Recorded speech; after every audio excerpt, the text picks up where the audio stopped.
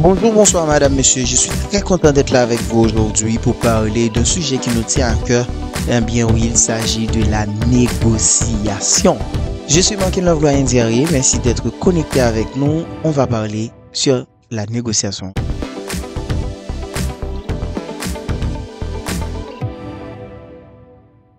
On peut considérer la négociation comme l'ensemble des démarches et des processus de communication ayant pour but de confronter les positions, les points de vue, les intérêts et attentes dans le but de parvenir à un accord entre les parties concernées. Ainsi, on peut comprendre l'importance même de la négociation dans la vie de l'homme qui vit en société et qui n'ont pas les mêmes intérêts, les mêmes opinions, etc. Et ces genres de comportements pourraient être les causes directes des conflits. La négociation est une pratique ancienne, il faut le dire, citée même dans la Bible, dans le livre de Genèse 18 entre Abraham et Dieu au sujet du destin des habitants de Sodome. Il y a aussi la négociation de 280 à 275 de la bataille d'Héraclée à celle de Bénévent où l'armée romaine rencontre les troupes grecques et alliées conduites par Pyrrhus.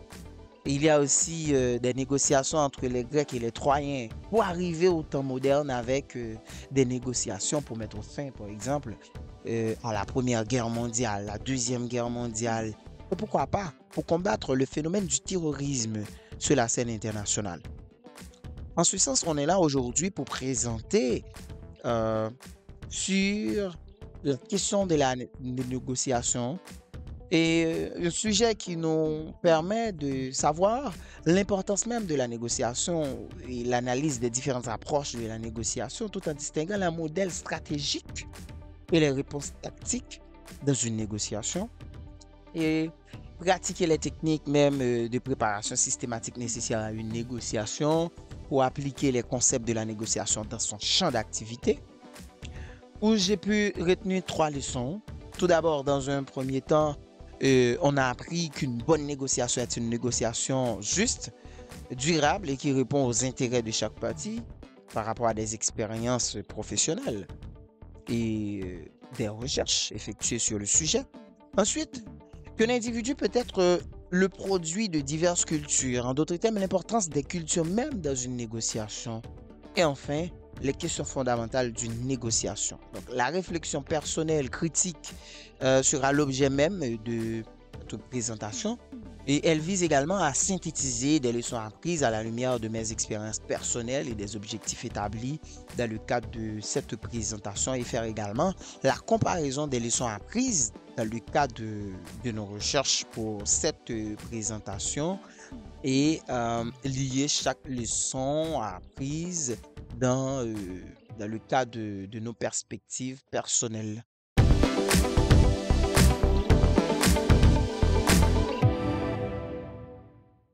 Il est important de comprendre que dès le plus jeune âge et jusqu'à la fin de notre vie, chaque jour apporte des sources potentielles de conflits. Et transformer les conflits rencontrés en chance de progresser individuellement et de construire ensemble est l'enjeu d'une gestion effective des conflits. C'est la raison pour laquelle il faut savoir quelle technique de négociation à adopter face aux divers conflits. En ce sens, analysons la première leçon prise, qui est une bonne négociation est une négociation juste, durable et qui répond aux intérêts de chaque partie, en faisant la liaison avec l'identification, compréhension, l'analyse des éléments et dynamiques de la négociation critique. La plupart du temps, les négociations sont des négociations sur position dans lesquelles chaque partie a une position fixe sur les problèmes en question. Alors, il faut dire que les négociations de position n'aboutissent généralement pas à de bons accords. Mais la capacité à identifier les approches dans une négociation est extrêmement importante. À ne pas oublier qu'il existe 3 approches des négociations. Gagnant-gagnant, qui est la situation dans laquelle les 2 parties obtiennent ce qu'elles veulent, sont satisfaites de la négociation. Gagnant-perdant, vous gagnez la négociation et l'autre perdu. Ce genre de situation réfère à des expressions comme « je veux obtenir ce pourquoi je suis venu, je vais gagner la négociation ». Et si je gagne, l'autre partie aura perdu. Et enfin, il y a l'approche perdant-perdant. Si les deux parties sont déterminées à ne pas laisser l'autre gagner, elles peuvent toutes deux finir par ne pas atteindre leurs objectifs. Ceci peut souvent arriver quand les deux parties adoptent le style dur dans la négociation et sont peu motivés par les résultats. Les deux plutôt déterminés à ne pas céder. Alors, chacune de ces approches renvoie une situation, circonstances différentes. Ainsi, dès lors où on commence à suivre ou à comprendre ce qu'est la négociation à partir de notre démarche méthodologique, on utilise d'autres stratégies au point de vue professionnel dans les négociations qu'on entreprend. Et on arrive à savoir que les buts de toute négociation ne sont pas d'adopter toujours l'approche gagnant-perdant. Permettez-moi de vous raconter une petite anecdote. Je faisais partie de plusieurs organisations, en fait. Et Haïtien Zone, Global Potential, Jeune Acteur pour le Changement, GHA. Et comme d'habitude, j'ai comme de responsabilité pour organiser des conférences avec des membres de ces différentes organisations. Mais pour la partie des négociations, c'est toujours mes responsabilités. Au début, mes objectifs étaient toujours de gagner les négociations. Mais avec des leçons que j'ai apprises, j'ai gagné, j'ai changé des méthodes. J'essaie de me lancer à bâtir des relations solides avec les autres. Au lieu de gagner les présentes négociations avec beaucoup de chances pour nier la prochaine. D'où mes expériences me permettent de savoir une conclusion ou de faire une conclusion comme la négociation est une sorte de processus volontaire et personne n'est forcé d'y participer. Mais le but d'une bonne négociation est de trouver un terrain d'entente en prenant en considération la vision de l'autre et de trouver un accord juste, durable et qui répond aux intérêts de chacun. Donc, une bonne réparation, c'est une négociation à moitié gagnée. Fixer des objectifs clairs, anticiper les réclamations, les réactions de l'autre partie, développer une stratégie. Je dois vous dire que l'approche gagnant-gagnant est l'une des meilleures approches qu'on peut utiliser si on veut garder de bonnes relations futures avec l'équipe adverse. Et surtout, un bon accord est un accord sage et efficace qui permet d'améliorer les relations entre les parties. La deuxième leçon apprise est qu'un individu peut être le produit de diverses cultures. En d'autres termes, on parle d'importance même des cultures dans le processus des négociations. On va essayer de lier cette leçon avec les pratiques, les techniques de préparation systématique nécessaires même pour une bonne négociation. Mais tout d'abord, permettez-moi de définir en quelques mots qu'est-ce qu'on entend par culture. Dans notre cadre d'orientation lié à ce sujet, la culture, c'est un ensemble de significations, valeurs et croyances de nature collective et doté d'une certaine durabilité qui caractérise un groupe d'individus sur une base nationale, ethnique ou autre et oriente leur conduite. Si on peut référer à Faure et Robin 1993. Donc il faut savoir d'un pays à l'autre, d'un continent à un autre, une négociation suppose un préalable de connaissance dans différents registres. Un individu peut être le produit de diverses cultures. Et c'est la raison pour laquelle on doit prendre en compte même le choix des négociateurs, le choix du processus, des priorités, le partage des informations, les préférences pour une tierce partie, etc. Les cultures nous aident à faire face aux problèmes tels que par exemple la hiérarchie. Il y a des gens qui aiment lorsqu'on les traite comme chefs. lorsqu'on respecte leurs valeurs hiérarchiques. Je me souviens dans l'exercice de mes fonctions chez Global Potential et Haïtien Zone aussi, à chaque fois que je m'adresse à mon supérieur hiérarchique, elle veut que je mentionne son grade avant son nom.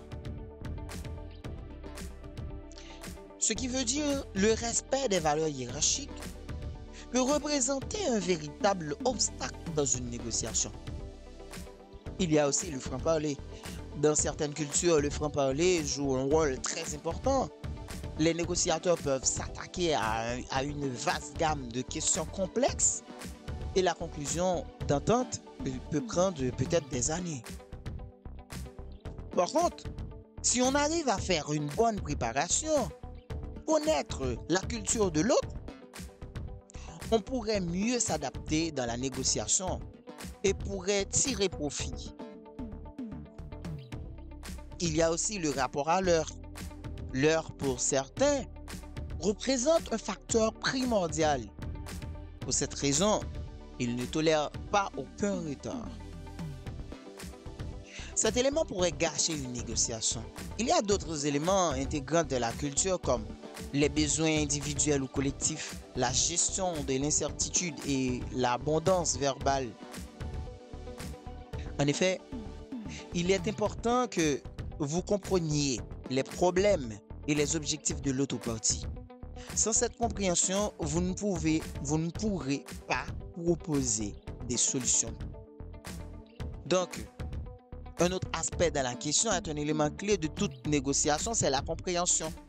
En négociation, il est vital de comprendre que si vous ne savez pas où vous allez, il est probable que vous n'arriverez nulle part.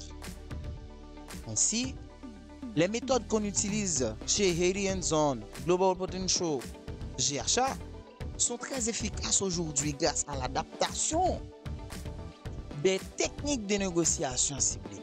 Et nous faisons une bonne préparation. On écoute davantage. On évite d'être trop optimiste avec un excès de confiance et aussi les autres barrières dans une négociation. Alors, ce que vous devez faire, c'est penser avec soin à ce que vous essayez de réaliser. Vous devez identifier un ensemble d'objectifs plutôt qu'une seule cible. Cet ensemble pourrait inclure, par exemple, un objectif maximum, qui est le meilleur résultat possible. Un objectif minimum, qui est le plus bas acceptable. Et un objectif cible avec réalisme, ce que vous comptez obtenir. Il faut qu'il y ait une sorte de clarification des problèmes et la distinction entre demande et besoin. Parfois, les problèmes qui sont invisibles, intangibles, non qualifiables, peuvent être les plus importants. Et nous devons avoir une formule pour procéder. Dépendamment du négociateur, bien sûr, et du climat de la négociation, on peut procéder soit par des problèmes qui paraissent faciles au plus dur, ou des durs au plus faciles, etc. Mais en fait, on doit essayer la façon de percevoir et de comprendre la négociation avec les risques de biais et d'obstacles posés par la culture.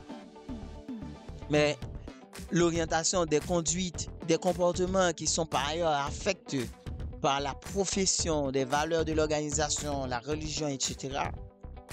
Il faut ici intégrer le fait que d'un pays à l'autre, les mêmes individus n'auront pas la même crédibilité et qui nécessitera sûrement des aménagements.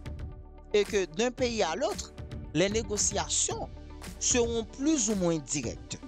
Cela impliquera alors un nombre d'intermédiaires plus ou moins important.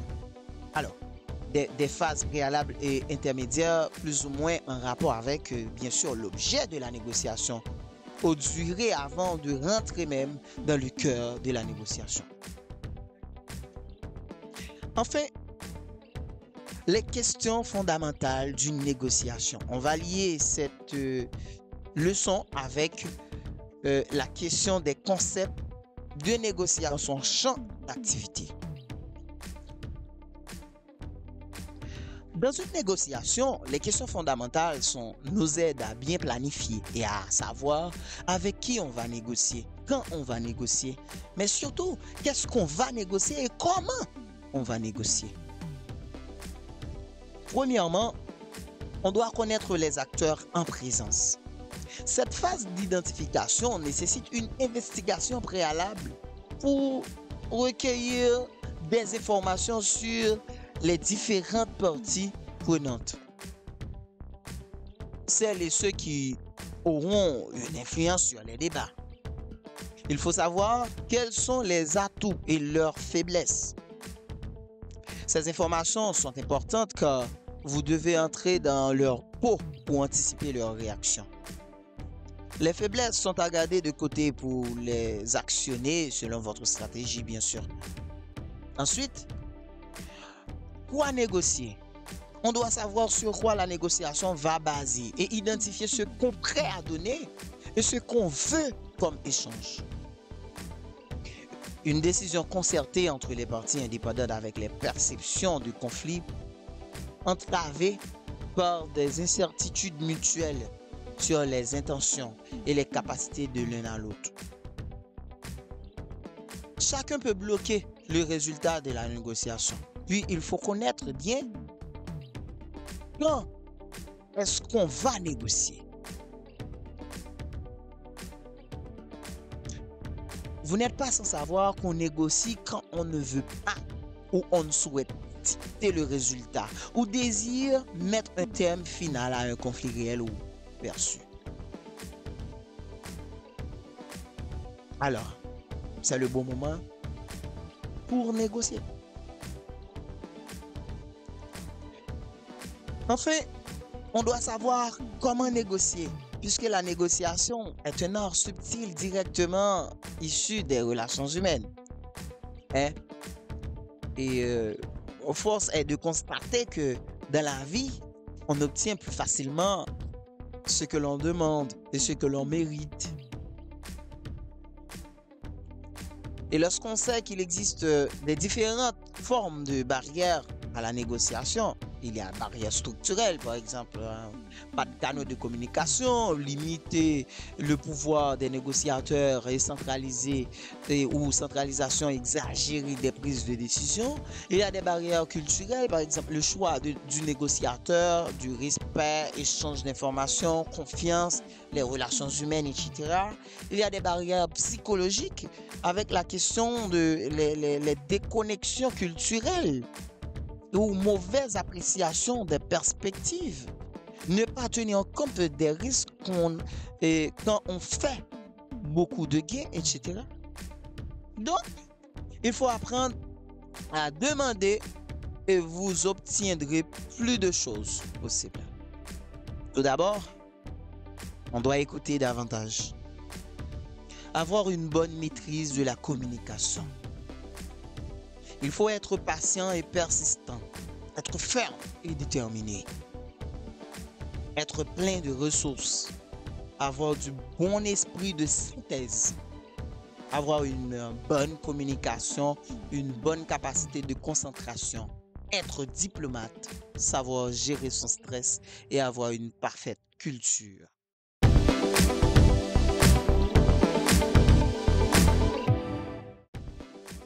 Mesdames, Messieurs, à la fin de cette présentation, on a démontré l'importance de la négociation pour les humains, dans les relations humaines d'une manière générale.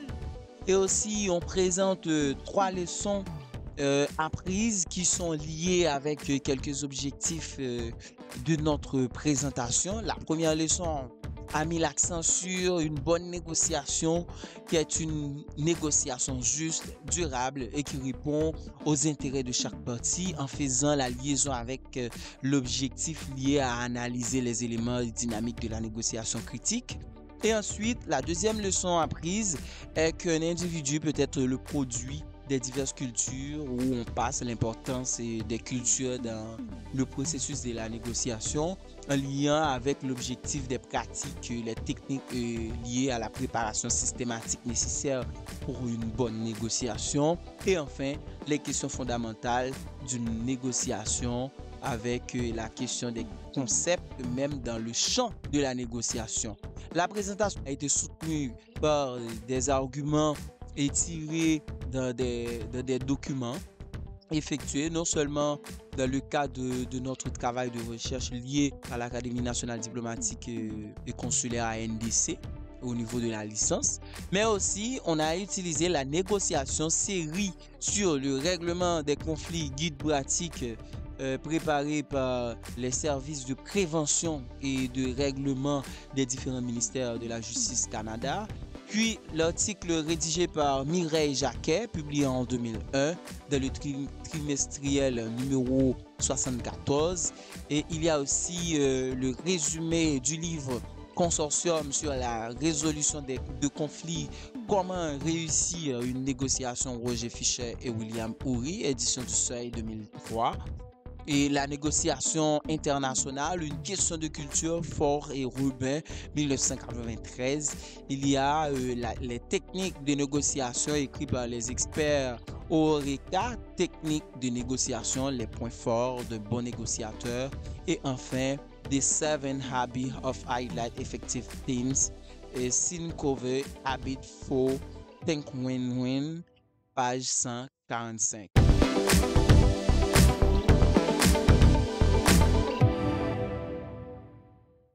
C'était avec vous, Mark and Love, Gloire Guerrier. Je vous donne rendez-vous pour une autre présentation.